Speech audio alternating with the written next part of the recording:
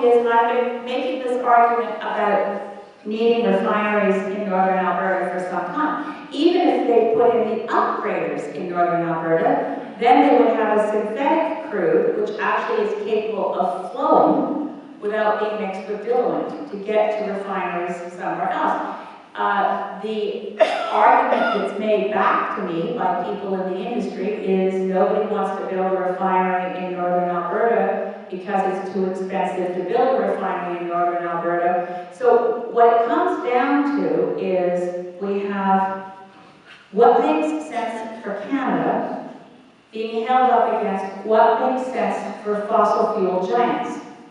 Fossil fuel giants have refineries they can reach in other countries.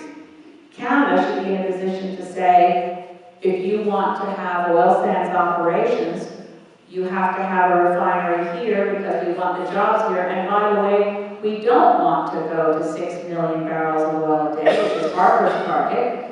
Right now, we're just at about 1.8 million barrels of oil a day. So I'm going to repeat that. Stephen Harper is trying to more than triple the levels of production in the oil sands.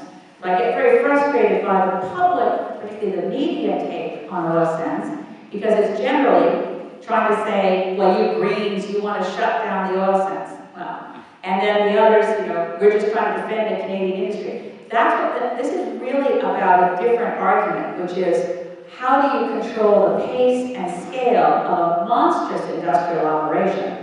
It's already completely destroyed the forests, the muskegs, the wetlands, over 715 square kilometers.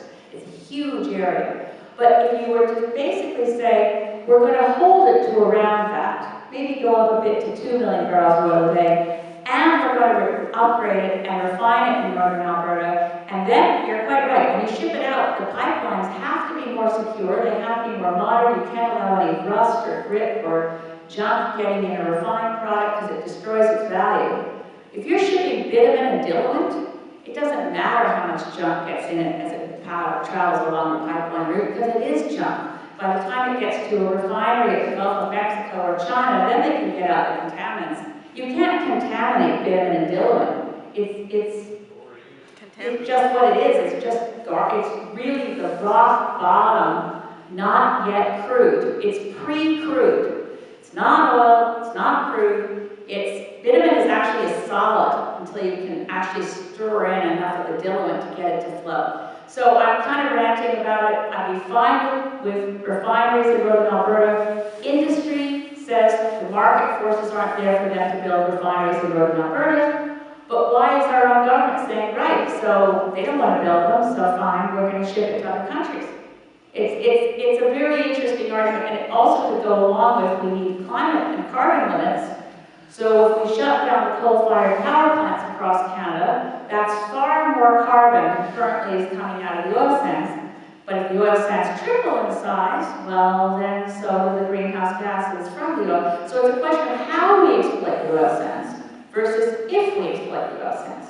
And that conversation is one that I think Canadians, whether Albertans, Quebecers, British Columbians, could all have together. And if you have a sensible conversation, I don't think anyone would agree, going back to where we were before, that it's in the national interest to ship out bitumen and diluent.